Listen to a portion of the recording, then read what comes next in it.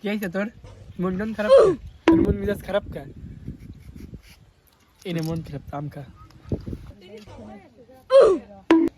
দাঁড়া, তোর মন ভালো করে একজন ফোন দিচ্ছি। হ্যালো, এই যে মাসুমির তো মন মেজাজ খারাপ, তাড়াতাড়ি তুই এদিকে আই।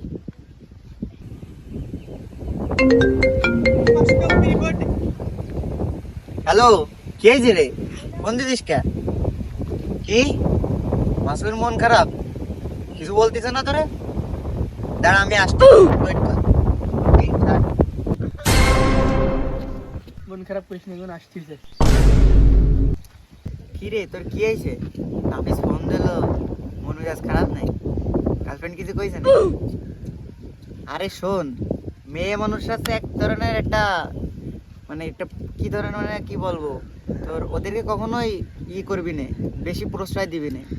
ওদেরকে সবসময় নিজের হাতের মুঠোর মধ্যে রাখবি। যত তোর কাছে নিজের বেচবি, নিজের মান সম্মান যত ঢালবি, তোরা তাদের মনে কর ওরা তত তোর কাছে কষ্ট দেবে। তা তুই মনে কর কখনোই ওদের কাছে মাথা নত করবি না, ঠিক আছে? দাঁড়াতে আমার এখন ফোন দিয়েছে। হ্যালো, শোনা ভালো আছো?